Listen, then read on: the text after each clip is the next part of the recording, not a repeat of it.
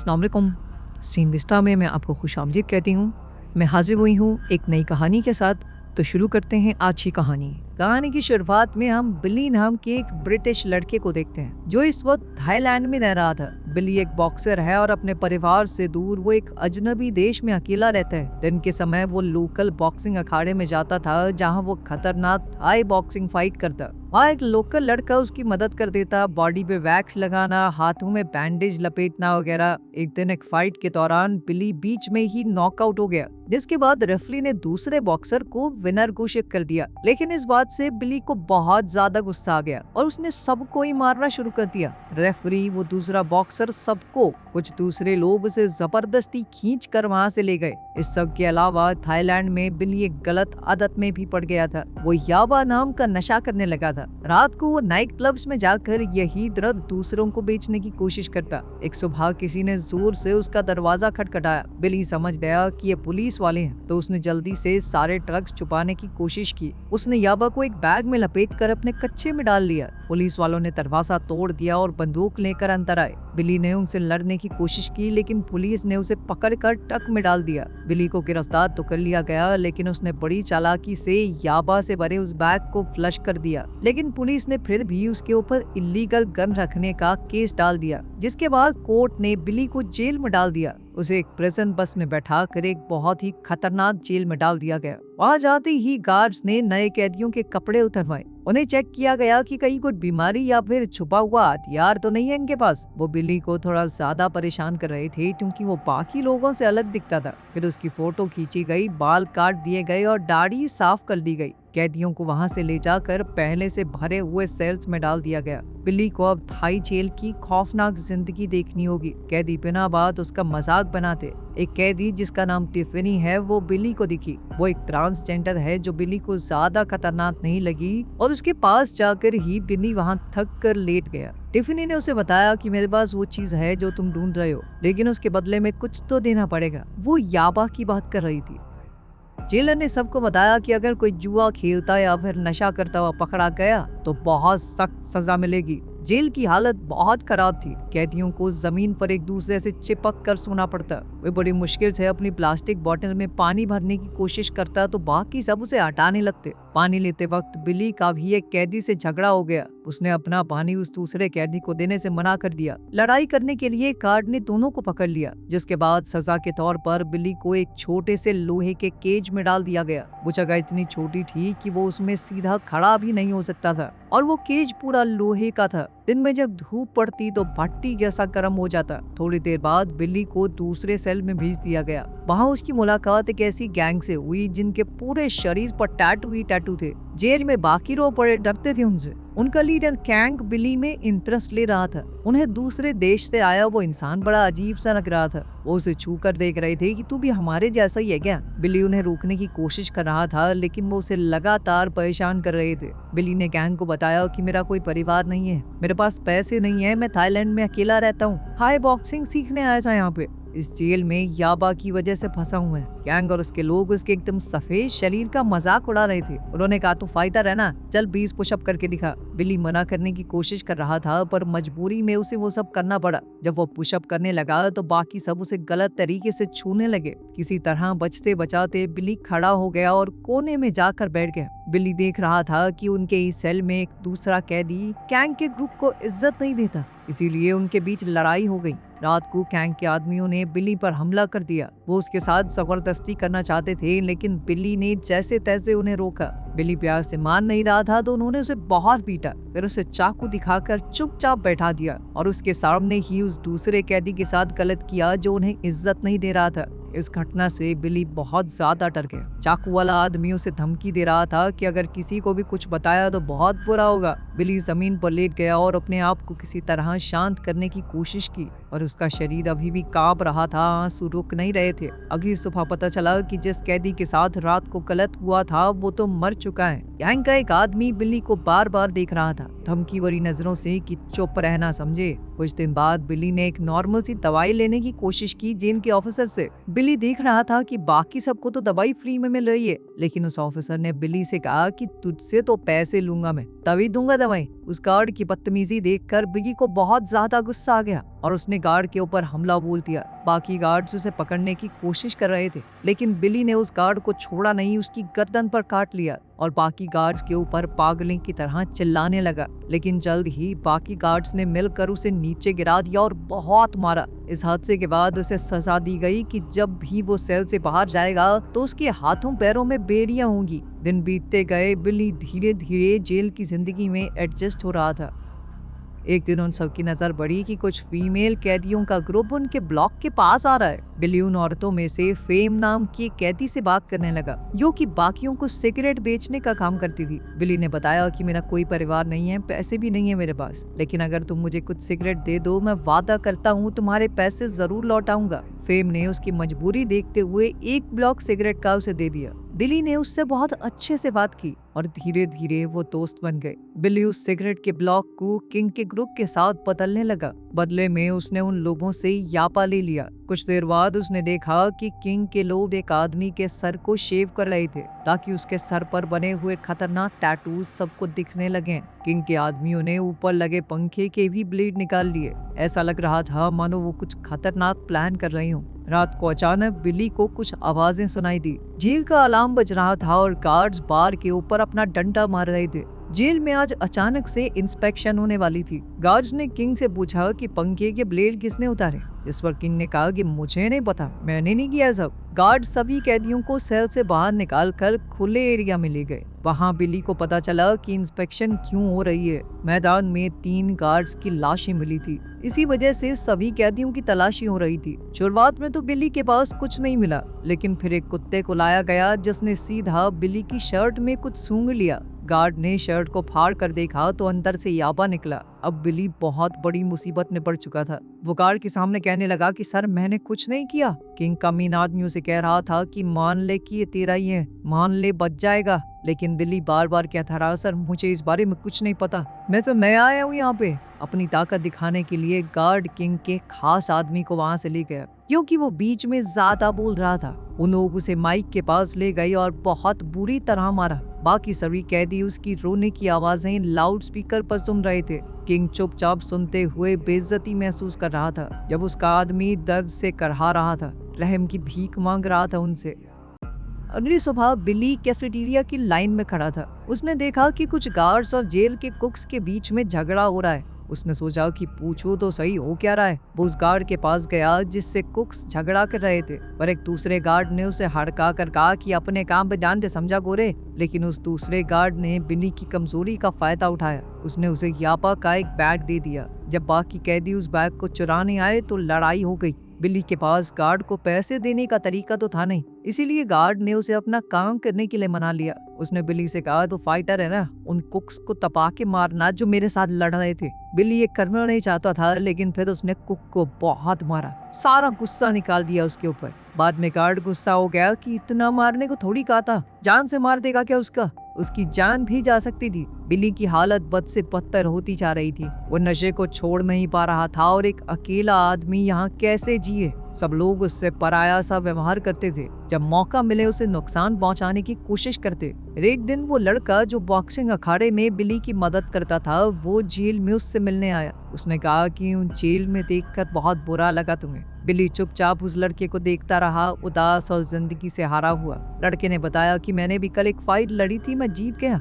इसके बाद बिली सिर्फ रो दिया। लड़का भी काफी उदास हो गया उसकी तकलीफ देखकर। वो कुछ कर तो सकता था नहीं। उसने बिली को अलविदा कहा और वहां से चला गया। बिली अब अपनी जिंदगी को बदलना चाहता था। उसने सोच लिया कि सबसे बढ़िया तरीका वही है जो मैं सबसे अच्छा करता हूँ, बॉक्सिंग। उसने ट्रेनिंग शुरू की, सोचा कि शायद फिर से बॉक्सिंग कर पाए। एक दिन बिली ने देखा कि कैंग के ग्रुप के आदमियों के बीच में लड़ाई हो रही है। इस लड़ाई से कैंग परेशान हो गया। उसने समझाया कि अपने ही लोगों के बीच में लड़ाई ठीक नहीं है। उसने एक जोशीली स्पीच देकर सबका हौसला बढ़ाया। बिल को भी उसकी बातें बहुत अच्छी लगी और उसने सोच लिया कि वो बॉक्सिंग में कमबैक करके रहेगा। वो जेल के बॉक्सिंग एरिया में गया, लेकिन वहां पर ट्रेनर ने उसे अंदर ही नहीं जाने दिया। बिली ने बहुत हाथ पैर जोड़े, लेकिन वो नहीं माना। बिली फेम के पास गया और उससे माफी मांगी कि पहले जो मैंने तुमसे सिगरेट ली थी उसके भी पैसे नहीं दे पाया, लेकिन उसने फिर भी कहा कि मुझे और सिगरेट चाहिए, इस बार पक्का लौटा दूंगा, वादा करता हूँ। फेम ने ना चाहते हुए भी उसे सिगरेट का एक ब्लॉक दे दिया। बिली उन सिगरेट्स को लेकर ट्रेनर के पास गया,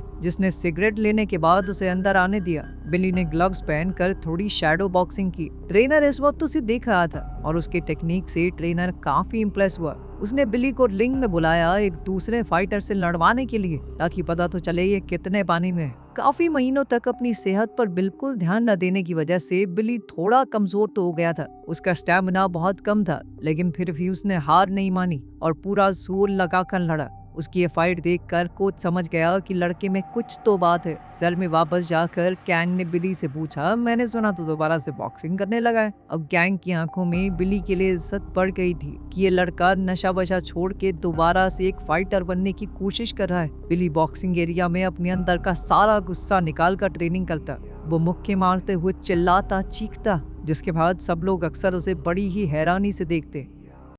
जब बिली वापस सेल में गया तो उसने देखा कि किंग के लोग सट्टा लगा रहे हैं। वो तो मछलियों को आपस में लड़वा रहे थे। बिली ने भी एक मछली के ऊपर ताव लगा दिया और किस्मत से वो इस बार जीत भी गया। लेकिन जीतने के बाद भी सट्टा लगाने वाला आदमी पैसे देने से मना कर रहा था। उस आदमी ने बोतल तोड़ के धमकी दी कि बिली को काट डालेगा अगर वो पीछे नहीं हटा तो। किंग को ये नाइंसाफी अच्छी नहीं लगी और उसने अपने आदमी से कहा कि बिली जो जीता है उसे दो, जिसके बाद बिली ने किंग को शुक्रिया कहा। बिली ने जीती हुई सिगरेट फेम को दी और अपना पूरा कर्ज चुका दिया। उसने बताया कि मैंने पहले तुमसे झूठ कहा था। दरअसल मेरा परिवार है, एक पिता और एक भाई, लेकिन वो नहीं जानते कि मैं जेल में हूँ। फेम जेल में इसलिए थी क्योंकि उसने अपने ही बाप की जान ले ली थी। वो बचपन से उसे और उसकी माँ को मारता था। बिली ने फेम को सहारा दिया तो वो अपने दुख याद करके रो पड़ी। दोनों ने अपनी दुख भरी कहानियां साझा की तो धीरे धीरे उनका एक कनेक्शन बन गया और वो एक दूसरे के प्यार में पड़ गए।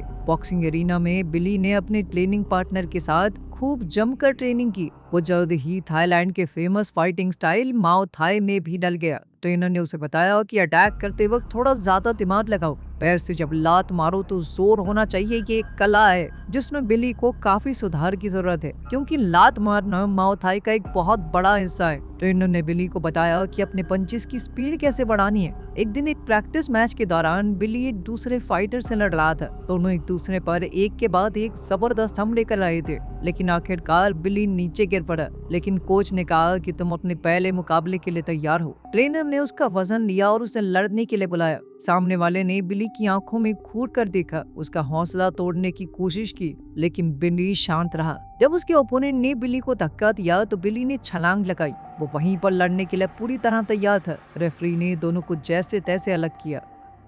फाइट के दौरान फेम रिंग गर्ल बनकर आई थी। चौथे राउंड तक बिली थोड़ा थक गया था, लेकिन फिर भी वो पूरे जज्बे से लड़ा। उसने अपने लात और घूसों से ओपोनेंट को नीचे गिरा दिया, लेकिन उसके ओपोनेंट ने भी हार नहीं मानी। वो उठ खड़ा हुआ। दोनों अटैक करते रहे जब तक बिली ने उसे फिर से नीचे नहीं फेंक दिया। आखिर में बिली ने उसे कोने में दबाकर गिराया और बेहोश कर दिया। बिली जीत गया था। वहाँ मौजूद सभी लोग उसकी जीत से खुश हो गए। बिली ने वार्डन की तरफ देखा और उसकी इज्जत करते हुए झुक गया। फाइट के बाद बिली ने दूसरे कैदियों के साथ मजाक मस्ती की। अब वो जेल में हो रही चीजों में बढ़ चढ़कर हिस्सा लेने लगा। वार्डन बिली के टैलेंट से काफी इम्प्रेस था। उसने बिली को बॉक्सिंग टीम के सेल में ट्रांसफर कर दिया, जहां उसे बढ़िया खाना और ट्रेनिंग के लिए ज्यादा समय मिलेगा। वार्डन ने बिली से कहा कि तुम जेल की तरफ से नेशनल माओ थाई टूर्नामेंट में हिस्सा लो, जो एक दूसरी जेल में होने वाला है। इस पर बिली ने खुशी से हाँ कह दिया। वो इस तरह के इवेंट में लड़ने वाला पहला फॉरेनर होगा। ये बड़ी इज्जत की बात थी। वार्डन ने बिली को उसके पिता की एक चिट्ठी थमाई। बिली ने वार्डन का शुक्रिया किया और चला गया। गार्ड्स किंग के सेल में आए बिली को बॉक्सिंग टीम सेल ले जाने के लिए। किंग का एक आदमी जो बिली का करीबी दोस्त बन गया था, उसने अपने दोस्त को अलविदा कहा। अब वो अपने नए सेल में आराम से बैठा और अपने पिता की चिट्ठी पढ़ने लगा। बिली को इज्जत देते हुए बॉक्सर्स ने उसकी कमर पर एक प्रिजन का टैटू बनाया। वो सब बिली को घेर कर एक खास सुई से टैटू बनाने लगे और साथ साथ पेंट लगाया। इस सब में दर्द तो काफी हो रहा था, लेकिन बिली ने किसी को रोकने को नहीं कहा। टैटू खत्म होने पर बॉक्सर्स ने एक प्रेयर बोली और बिली हाथ जोड़कर सुनता रहा। बिली ने अपने साथी बॉक्सर्स को देखा जब वो ट्रेनर की मदद से किक्स प्रैक्टिस कर रहे थे। अब बिली की बारी आई, पर उसकी किक्स इतनी अच्छी नहीं थी जितनी होनी चाहिए अगर उसे टूर्नामेंट जीतना है तो। ट्रेनर ने समझाया कि सही तरीके से किक मारने के लिए ऊपर के शरीर को घुमाना जरूरी है। जब पैर उठता है तो इस तरह घूमो। बिली ने कोशिश की और इस बार पहले से बेहतर किया। सभी बॉक्सर्स उसकी तारीफ कर रहे थे। ट्रेनिंग के अलावा बिली फेम के पास जाता अब वो फेम को बहुत चाहने लगा था। लेकिन फिर एक दिन बिली ने फेम को किसी दूसरे आदमी के साथ देख लिया। उसका दिमाग घूम गया, वो पूरी तरह पागल सा हो गया। वो केज में घुसकर उस आदमी से लड़ने की कोशिश करने लगा। बिली को धोखा महसूस हुआ, शर्म आई और वो गुस्से से भर गया। इस घटना के बाद उसने फिर से कैंग के आदमियों से याबा खरीदना शुरू कर दिया। इस गुस्से ने उसे मुश्किल में डाल दिया। उसका गुस्सा धीरे धीरे बढ़ रहा था। एक ट्रेनिंग मैच के दौरान उसने अपना कंट्रोल खो दिया और दूसरे बॉक्सर को जमीन पर गिराकर बुरी तरह पीटने लगा। ये देखकर गार्ड्स बिली को ले गए और उसे एक अकेले सेल में डाल दिया गया, जहां वो अपना गुस्सा दीवारों और प्लास्टिक बॉटल्स पर निकालता। उसने पुशअप्स किए और दीवार पर बने डेविल के स्केच को देखता रहा। दिन ब दिन बिली अकेले में ही एक्सरसाइज करता। जब गार्ड्स बिली को वापस से बॉक्सर सेल में ले गए तो वो दूसरा बॉक्सर तुरंत ही उसके ऊपर झपट पड़ा जिसकी उसने पिटाई की थी। बाकी सब ने दोनों को अलग कर दिया। बिली ने कहा कि भाई, मैं माफी मांगना चाहता हूँ, मैंने गलती की है, मैं मना नहीं कर रहा, मुझे हमला नहीं करना चाहिए था तेरे ऊपर। वो दूसरा बॉक्सर पहले तो बहुत गुस्से में था, लेकिन फिर उसने बिली की माफी मान ली। बिली ने अपनी ट्रेनिंग फिर से शुरू की और अपने किक्स के ऊपर काम शुरू किया। वो दोबारा उसी पुराने रूटीन पर आ गया। ट्रेनिंग के दौरान ट्रेनर ने बिली को सिखाया कि कैसे घूमकर कोहनी मारनी है। उसका मेन हाथ दुश्मन को ब्लॉक करेगा और ये टेक्निक बहुत बेहतर होगी। बिली पर कैंग के ग्रुप का पैसा उधार था। उसने कुछ दिन पहले उनसे याबा जो लिया था। बिली ने उन्हें समझाने की कोशिश की कि मेरी बड़ी फाइट आने वाली है, मैं जब जीत जाऊंगा तो तुम्हारे पैसे चुका दूंगा। और कैंग के लोगों ने उसे घेर कर जमीन पर गिरा दिया। बाकियों ने उसे पकड़ कर रखा और एक आदमी ने उसे नीडल से धमकाया। कैंग ने साफ बता दिया कि अगर तुम टूर्नामेंट हारे तो तुम्हारी जिंदगी खत्म। ये सुनकर बिली बहुत हिल गया। ट्रेनिंग के दौरान एक दिन उसकी तबीयत खराब हो गई। बिली भागकर टॉयलेट गया और उल्टी करने लगा। डॉक्टर ने उसे बताया कि तुम्हारी पुरानी ड्रग्स की लत और बॉक्सिंग से बड़ी बड़ी चोटें लगने की वजह से उसके अंदर जख्म बन गए हैं। अगर और चोट लगी तो बड़ा नुकसान हो सकता है। और अपनी कमजोर हालत के बावजूद बिली ने फैसला किया कि वो टूर्नामेंट खेलेगा और जीतेगा। वो ट्रेनिंग करता रहा, तैयारी करता रहा आने वाली मुश्किलों के लिए।